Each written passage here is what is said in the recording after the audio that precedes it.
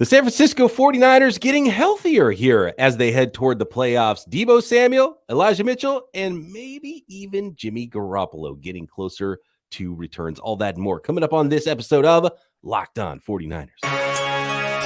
You are Locked On 49ers, your daily San Francisco 49ers podcast, part of the Locked On Podcast Network, your team every day.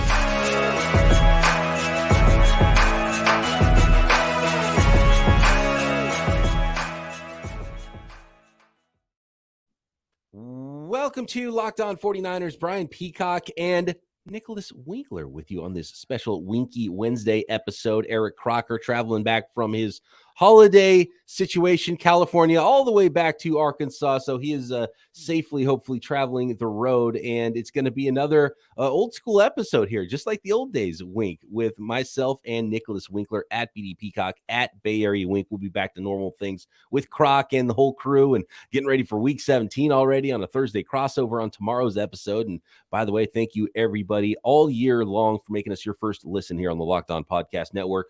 Your team every day. For those of you who don't know, my guest host today, Mr. Nicholas Winkler, he used to do a podcast with me back in the day before the Locked On 49ers days. He used to work with me in the radio business. We both reported on traffic and sports and weather and news and those things together in the Bay Area. A former sports anchor himself. Action News 8 Sports with Nick Winkler. And former game show participant. Nicholas. 801. 801. Actual retail price. Oh, 810. Nicholas. Can't believe it. Anyway, so that is me. That is Nick. We're talking 49ers with you today. And great news, injury update post week 16 from head coach Kyle Shanahan about Deebo Samuel, Elijah Mitchell, and Jimmy Garoppolo. Let's start with Deebo Samuel because the report was he'd probably be back toward the end of the regular season, which everyone thought, maybe week 18. And maybe we'll see him in week 17 even because he's looking really good, according to Kyle Shanahan, and there's a chance he might hit the practice field as early as Wednesday for the San Francisco 49ers, dealing with both knee and ankle situations, making real good progress are both Deebo Samuel and Elijah Mitchell. And you probably save Deebo, right? Even if he can go, with the way the 49ers are playing right now, with what's at stake in the postseason, already clinched the division. You're probably fighting between the 3 seed and the 2 seed. Do you hold Deebo out one more week, Wink, even if he can go this week? I mean, I do personally, but I hope that if they do bring him back, that it's small, right? It's just little packages here and there. Don't run him up the middle. Like, I hope that they're over that, and that's kind of a thing of the past, and we don't see that anymore because you know how much I hate that. It just drives me mad. It's like, so Kyle Shanahan needs to save himself from himself. Yes. And save Deebo from himself. Because Kyle, when he's got a guy that he can utilize, he wants to utilize him to his fullest. And that Deebo Samuel is going to run like Deebo runs, right? If he's on the field. So it's almost like, you know what? Let's make this executive decision during the week that we're not going to play Deebo this week. Then we're going to get him back into action the game before the playoffs and a little tune-up in week 18. Make sure he's running all cylinders. I think that's probably the smart way to go about it. But as we know, if the docs say, I think Deebo's good, Kyle's going to say, all right, wide back is in the lineup. I have a feeling that's the way it's going to go. And we'll see what happens with Elijah Mitchell, who is also looking really good, making progress and nearing a return as well. So the great news here is that no setbacks. Deebo Samuel and Elijah Mitchell, as long as there's no other injuries, no other setbacks, are going to be on the field for the 49ers in the playoffs. And maybe you mentioned that, trying to battle for the 2 seed, like the 1 seed is pretty much out of reach. Like, yeah, it's still possible, but that, I don't think you rush a guy like Deebo back, a guy who's kind of been in and out. Same with Elijah Mitchell. If they do happen to get him back, even week 18, I think okay with not getting those guys in there. Cause I feel like they're the type of guys that can just step right in, right? Like they're not going to miss a beat. They know how to play football. They've played football at a high level for a long time, from college into the pros. And when we've seen these guys on the field, they're producing. So I don't think they need that tune-up. I'd rather have them saved and on ice, and then you bring them out when it actually matters. And, if the playoffs end right now, you're playing the New York Giants. Like, that's the ideal scenario, right? Like, that's who you want to be taking on, coming in week 1 of the postseason. So it's probably not going to end that way. There's still a lot of crazy football left to be had. End of year football is always the best because wild, wacky stuff happens, and hopefully That's not with the 49ers, and they could stay healthy here for the next couple of weeks. You mentioned that 1 seed. This from ESPN's Nick Wagner, beat writer for the 49ers. The Niners could still get that 1 seed and home field advantage throughout the NFC playoffs because Philadelphia lost this weekend. And they would need a lot of help, but this is the path according to Nick Wagner. So 2 49ers wins. The Niners would have to win out at Las Vegas and at home against the Arizona Cardinals to finish up the regular season. The Philadelphia Eagles would have to lose their final 2 games against New Orleans and the New York Giants.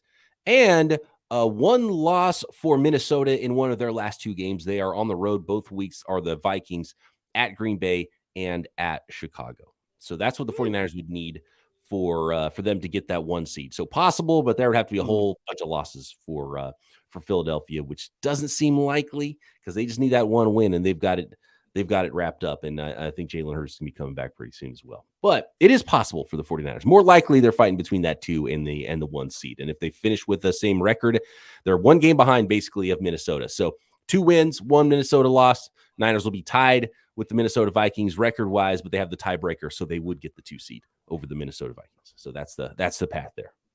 Which you're cool with, right? I mean, that the higher you are up, the more home games you're more likely to get. So you go out, you take care of business, and you just kind of see where the chips fall. Right. And then you start weighing things. So it's like, okay, so Deebo Samuel and maybe even Elijah Mitchell, where you're winning games anyway. You should be able to beat Las Vegas and Arizona and do your part even without those guys. It's more important to have them healthy for the playoffs than it is to get the 2 seed, which you should probably be able to do already, even though you'd like to have them back in the lineup. And even if they are in the lineup, use them judiciously and slowly roll them back into action. But again, I have my doubts that Kyle is, wired that way. Knows how to do that.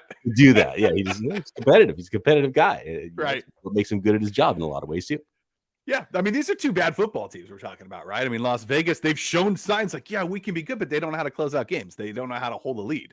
It's the team that has lost so many heartbreakers. Can you imagine being a Raider fan this year and what they've had to go through? Like, that's so brutal. And the same with Arizona. Like, they've just kind of fallen off the map as any sort of relevancy at all in the NFL. So those are 2 games that the 49ers should win, right? And you just hope that they can stay focused and take care of business. Did you see what the Cardinals? So the 49ers just played the Tampa Bay Buccaneers, right? And we saw what that looked like with Brock Purdy and a pretty inept offense and a really good defense from the 49ers and a pretty inept offense by the Buccaneers. And that ended up being a blowout win for the 49ers. And then we saw the Arizona Cardinals play against the Tampa Bay Buccaneers, the same team, with a quarterback making his first career start, I believe, in Trace McSorley. And that did not look the same at all. It was the same inept Buccaneers offense, but it was an inept offense and defense on the part of the Arizona Cardinals. And Trace McSorley is definitely not Brock Purdy. He didn't look like an NFL quarterback out there, which I had a feeling he wouldn't. He was never a great passer in college. He was sort of this athletic, kind of do-it-all sort of a player. And I thought he was a nice fit because he started out his career in Baltimore as being a backup there. But he's just not an NFL passer. And so that offense is, I mean, if Trace McSorley's playing, the 49ers should be able to roll with their B team because that's just a disaster right now with the Arizona Cardinals. Do you think either one of those head coaches are back next year or both? I mean, you're talking about Cliff Kingsbury, right? I mean, he has had a horrible season and with how he finished last season too, it's like, why would you stick with this guy? Yeah, I think Black Monday is going to hit the Arizona Cardinals the day after that loss to the 49ers in week 18. And I'd be shocked if either GM Steve Keim or head coach Cliff Kingsbury are back for the Arizona Cardinals. And maybe the injury to Kyler Murray helps Kingsbury in a way because, I mean, maybe some excuses for this year, but it might be harder to hire a coach if they don't even know the direction of the franchise, if they don't even know like what's going on with Kyler Murray, and he might not even be healthy for most of that coach's first season. But there's only 32 jobs in the NFL. So, they'll be able to find somebody and know that they're trying to build a long-term thing with Kyler Murray. So I'd be shocked if Cliff Kingsbury's back. And on the other side with the Raiders, I'd be shocked if they fire Josh McDaniels because it's just a one and done situation. And I don't think they have enough cash to afford it. That's some of the stories I heard was that the Raiders literally can't afford to fire and hire another coach. And it's just not something feasible because they're a different ownership group, right? They're not funded by billionaires like some of these other teams are. No, you're totally right. And yeah, I know this is a 49er podcast. We're talking about all 49er stuff, but man, how bad did Zach Wilson look? We're talking about quarterbacks and like, are they going to be back and this and that? And I mean, is he ever going to be an NFL quarterback? Like, it just doesn't look like it, right? I think it's amazing that by not playing at all, Trey Lance looks like the third best quarterback in that class this year. Right? You're totally right. Oh man, because Zach Wilson looks so bad. Oh, and Mac Jones is just digging himself deeper and deeper too. And yeah. You know what's great too is this is a fun conversation to have is what Brock Purdy's doing right now. And if is he back starting as the 49ers quarterback next year? Does it matter how far he goes into the postseason? If Jimmy Garoppolo comes back, does Brock Purdy still get the job? Like this is crazy what's happening right now for the 49ers. There's so many what ifs. It's exciting. The storylines are nuts. No matter how this season ends, this is just this whole story that started, before the 2021 draft in March of 2021. Just insanity what we're covering right now, and we're gonna sit back one day and be able to tell our grandkids about the craziness of these seasons, especially if it ends in the way that a lot of 49ers fans hopes. Whether it's Jimmy Garoppolo or Brock Purdy, let's talk about both of those quarterbacks. Yeah. Next, Jimmy G also getting closer to return. Could we see him on the field for the 49ers in the playoffs? And happy birthday to Brock Purdy. Next. Today's episode is brought to you by our friends at Ultimate Football GM. Psyched about this one, partnering with a football video game. This is our newest partner, and if you've ever dreamed of being an NFL GM, managing your football franchise as much and as minute detail as you want, you get naming rights, but of course, it's all about the drafting of players, hiring the right coaches and coordinators, trading players, free agent pickups, going through the ups and downs of a season and managing your NFL football roster. That is what you can do at Ultimate Football GM, and that means this game is for you if those are the types of things you like to do. Super fun. And I've played, I'm in year 2 on my franchise on Ultimate Football GM. Got a quarterback that goes by the name of Roland Battle for my San Francisco football team. And he's a stud. He's basically what we all hope Trey Lance becomes. He's athletic. He's got a cannon arm. His accuracy is going up and up every single year. He's leading my West Coast offense right now. And the team started pretty bare, guys, I got to admit, but a lot like Kyle Shanahan heading toward year 2 and especially year 3, I think my team is going to have a shot to do something special here. So you can build your own roster at Ultimate Football GM. Locked On 49ers listeners can get a 100% free boost to their franchise too when using promo code Locked On in the game store. That's Locked On, all caps, one word. So make sure you check it out today. Download the game or visit ultimate-gm.com or look it up on your app store, which is Ultimate GM Football. Ultimate-gm.com. Ultimate Football GM. Start your dynasty today.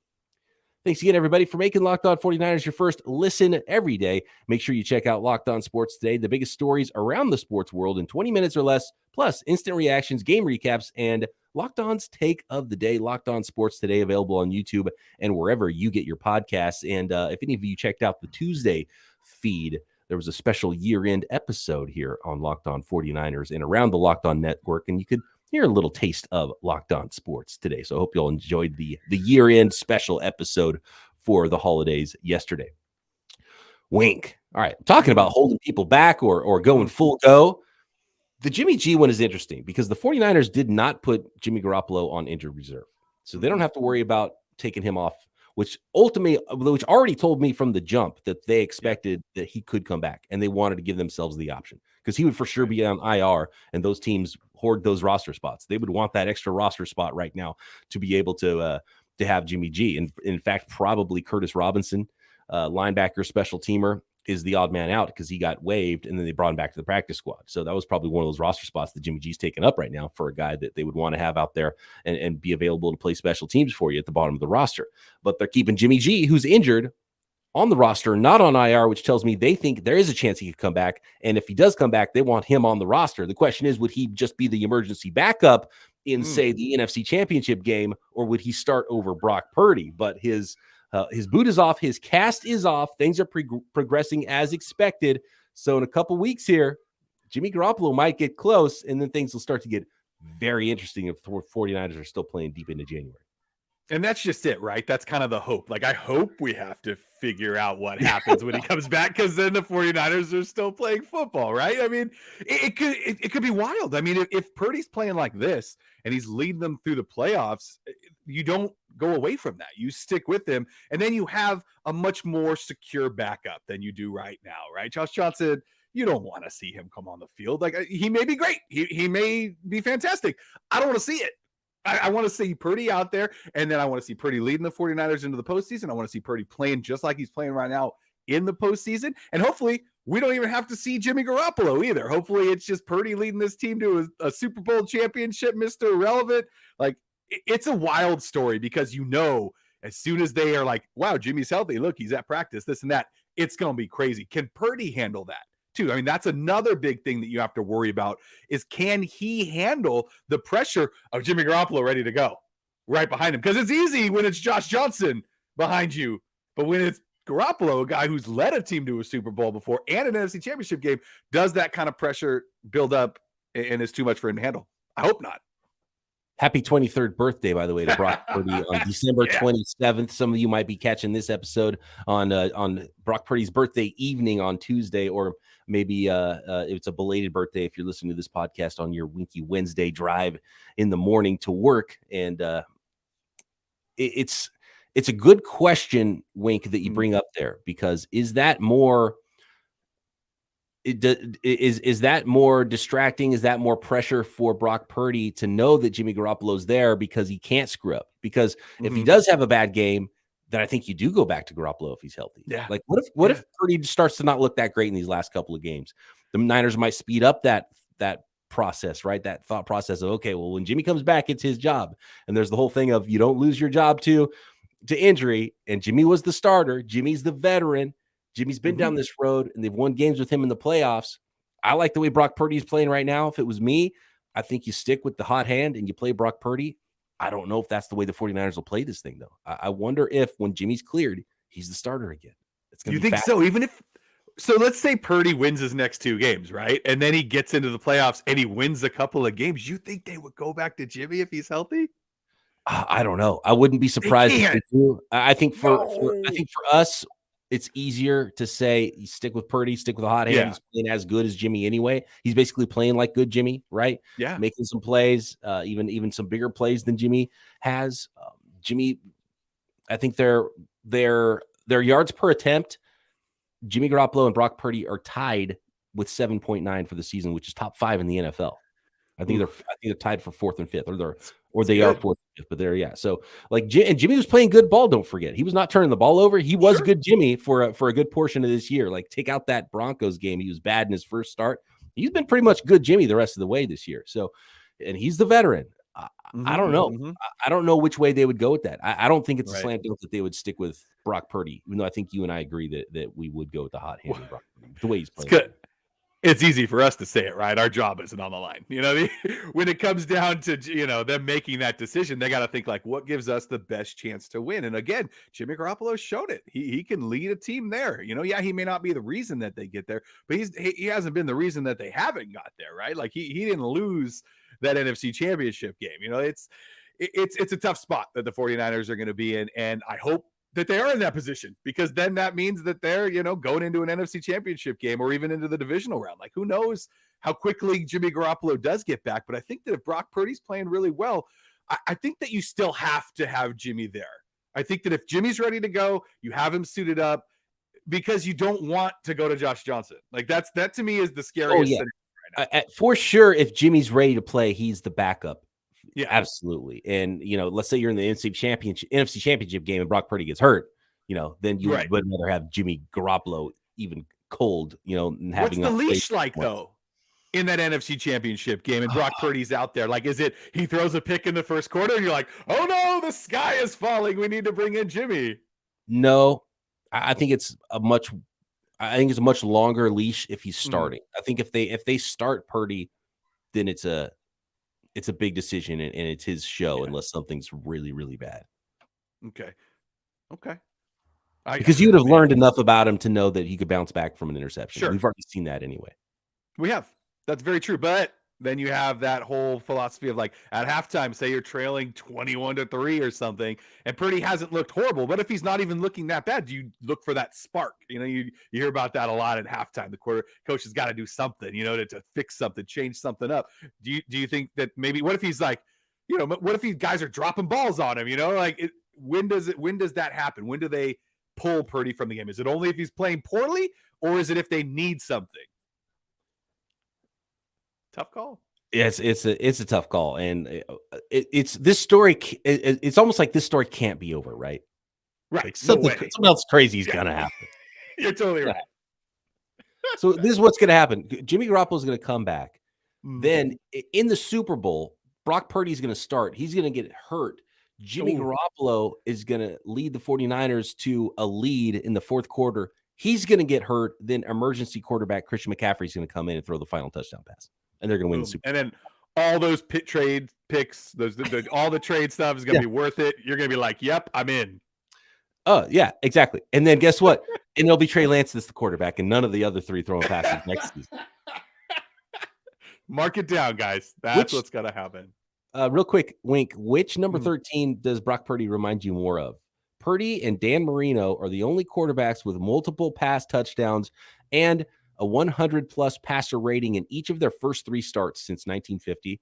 Another number 13, Kurt Warner. Purdy and Kurt Warner are the only quarterbacks to start 3-0 with multiple touchdowns in each start since 1950. You see more Dan Marino, you see more Kurt Warner, or is it a little bit more Jimmy G to you? Is it more Joe Montana to you?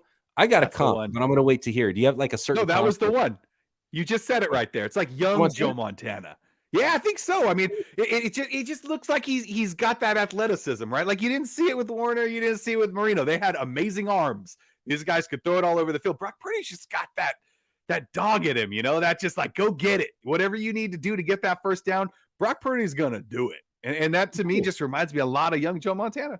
Yep, there's some Joe Cool to it. Yeah, not like a big physically imposing guy. Like Brock Purdy's nothing like Dan Marino. Like they couldn't be more different, right? Right. But like Marino just had this crazy cannon arm and he was a statue. Purdy can move. He can make plays, get out on the move, throws with a nice touch, right? Knows where to go with the football. He's tough. Got some grit to him. Not big and physically imposing, but but enough arm. And so I think there is some similarities there. I'm definitely not going to put the Joe Montana tag on him.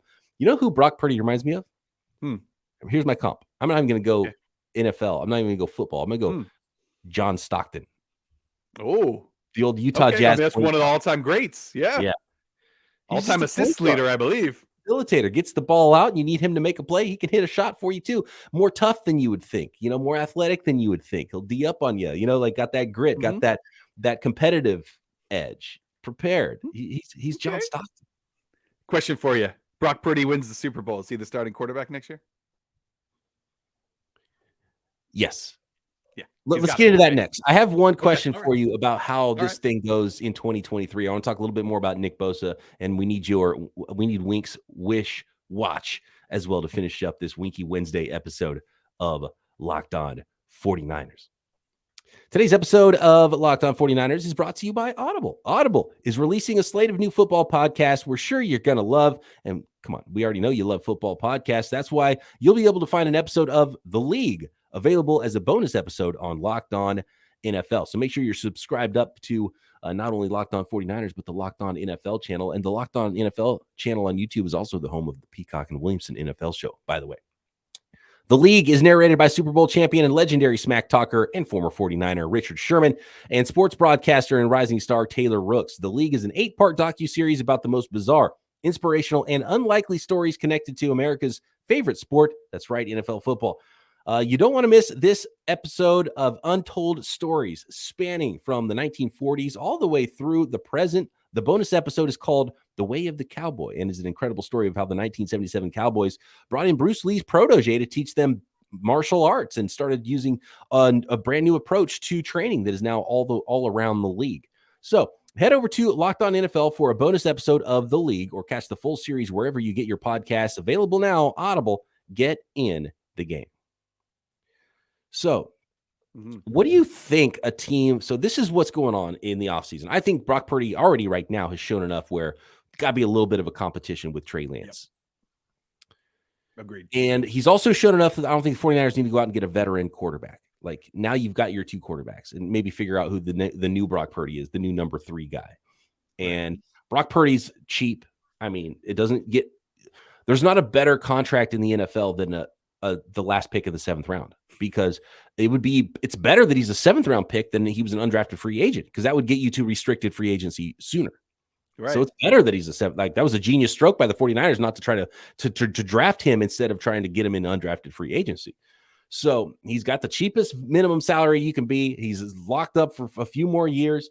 If you want to be able to have other versatility on your roster, the cheap quarterback's the way to go. And a number 3 overall pick from a couple years ago now in Trey Lance is going to start getting expensive. His 5th year option will be like $20 million. And then you got to figure out if you want to pick that up after next season. So it starts to get more expensive for a high 1st round pick like Trey Lance. But if the question is who takes the first snap of the first mini camp next year, if he's healthy, it's Trey Lance, in my opinion. But I do think even if he wins a Super Bowl, I think there would be a competition, but I think it would still be like, they're not going to be like, Brock's the starter. They're going to slow play it. They're going to be Coach Speaky, and we're going to let them both fight it out. I don't think they'll give the job to Brock, but I think Brock has played well enough that I don't think they'll give the job to Trey necessarily like it was this year. I think they'll be more of a let's split. Unless Brock really falls on his face, there'll be more like let's split reps. We're having a competition, and they're so invested in Trey Lance, and you would want Trey Lance to win that job, because that would mean he's playing Purdy plus level and raises the ceiling. So the 49ers should still want Trey Lance to win the job and be better than Brock Purdy. Sure, and I agree with you in parts of that, but at the same time, like, I feel like if Brock Purdy goes out and wins the Super Bowl and has played the way he's played and doesn't fall on his face, and what if he goes and wins Super Bowl MVP? Like, we're talking about that. Like, this he would be the starter day one, and Trey Lance would have to go take that job from him, which might be good. You might want that iron sharpens iron stuff happening, right? Here's the other part of it. So if that all happens, let's say, and I'm sure the 49ers would love to have that problem, right? Of course. That Brock Purdy won the Super Bowl for him. Right. That makes it easier PR-wise for the 49ers to trade Trey Lance. Yeah. And I think it makes it less like, oh, we're dumping Trey Lance because we don't believe in him. They're like, oh, what are we going to do? We got to stick with the guy. We got this guy. So some team that really loved Trey Lance in the draft, the Indianapolis Colts, if they hold on to Chris Ballard, the GM this offseason, they had the gold star or whatever it is next to Trey Lance's name. That was the story after the draft. They really loved Trey Lance in the makeup, but they weren't, they knew he wasn't going to get to them. Right. And they need a quarterback, and they need to stop going this weird veteran route at quarterback, right? So that would make a lot of sense. How about this? DeForest Buckner for Trey Lance. I take it. Back. Let's go. Get him back. They might say, hey, you got to kick in Javon Kinlaw, Yeah. Well, I mean, if they do that, then you're just looking for another backup quarterback, right? Or another veteran and then you quarterback. Get a veteran backup to go with your young quarterback in Trey Lance or in Brock Purdy, right? And Brock Purdy. It'd be a great problem to have. Right. So here's the thing, though. If they go the competition route and Brock Purdy beats out Trey Lance, then in my opinion, you probably should have traded Trey Lance. Yeah. You're right. I mean? If you can get something. Now, if a team offers a 3rd rounder, see what you got in Trey Lance. But if someone's coming with like a 1st round pick, you don't have those picks right now. Right. And you might need some stuff before the draft. So if you are the 49ers and you're evaluating the team after the season and you think, man, you know what? Brock Purdy's probably the guy, and we think he is the guy, and we think he would beat out what we've seen from Trey Lance, then you have to entertain the idea of trading Trey Lance. You do. Yeah. So you just have to eat a little bit of that and be like, okay, yeah, we'll try to get back whatever we can for this guy, because this guy Purdy is our future. Yeah. And it was funny because I would have thought that if Trey Lance fails, that would have been a job ender probably for John Lynch and Kyle Shanahan. But the way the rest of the roster was built and the way it's gone, and all of a sudden finding this guy Brock Purdy in the 7th round, it's turned out okay. And so their jobs are safe, even if the Trey Lance thing doesn't work, as long as Brock Purdy's also great. Now, if Brock Purdy stumbles and then Trey Lance doesn't turn out to be good, and then in the end we're like, oh, maybe Garoppolo's the best out of all of them, and he's gone somewhere else. He's in Indianapolis instead, then there might be some problems if they can't continue to build the roster, because then they don't have any picks and they've got a lot of expensive players. And so then, there's still a lot of ways it could go. But if you do have to entertain if it's so clear that it's Brock Purdy, you have to entertain the idea of trading Trey Lance. If you can get something for him, if someone still likes Trey Lance, and to be honest with you, Trey Lance versus some of the quarterbacks in the draft, I think he'd still go high. So I think they probably should be able to get something good for Trey Lance. If they wanted to go that route, I don't think that's the route they're going to go. I think they're going to say hey, half our team gets injured every year anyway, so we need 9 quarterbacks. So let's keep all the quarterbacks. Let's bring Jimmy back too, I don't think that's going to happen. I think it's going to be a competition between Purdy and Lance, which is going to be another mind-blowing experience for the fan base, I have a feeling, next offseason. But if Purdy wins the job, maybe they should have traded Lance, but I just don't think they'll know that until, August. Nah, you're right. And who's not in any jeopardy of losing his job is Mitch Wisnowski, because you're talking about, again, the guy he's incredible. I mean, everything he's done so far this season, I'm shocked he didn't get in the Pro Bowl. He better be that first alternate for the NFC. I mean, that, to me, he's had such an amazing year. But today, I actually want to focus more on Robbie Gould, because what he's doing on kickoffs right now is kind of going under the radar. Not a lot of people are noticing it or talking about it. But if you go back and you watch on Saturday's game, he put every single kickoff on the goal line. He was just boom, goal line, you have to take it out. Boom, goal line, you have to take it out. Boom, goal line. He's not giving them that option of just being at the 25-yard line, right? And every time the 49er coverage team was stopping them before the 20. So that's an extra 7 to 10 yards that this team isn't getting, just because Robbie Gould is putting the ball on the goal line. He's going to do it again this weekend. Watch it. I think it was a great move for the 49ers, switching from Wisnowski back to Gould there on kickoffs. I love it. And the best long snapper in the game, in my opinion, friend of the podcast, Tabor Pepper as well. You're right. I mean, special teams, let's go. You can't forget about the third unit. It's what got the 49ers past the Packers last year and into the NFC Championship. 2 block kicks. Are you kidding me? That still just blows my mind. Yep. I had some Nick Bosa stuff. We'll save that for later in the week. I'm sure there's going to be more superlatives about Nick Bosa and the way he's playing this year. Wink, always a pleasure. Thanks for jumping in here on this Winky Wednesday edition. Hey, my pleasure, bud. And thanks everybody for making us your first listen. Check out the Peacock and Williamson NFL show. Check out Locked On Sports Today. Check out Locked On NFL Draft with my guy Eric Crocker, who will be back with me tomorrow right here, Locked On 49ers. See you.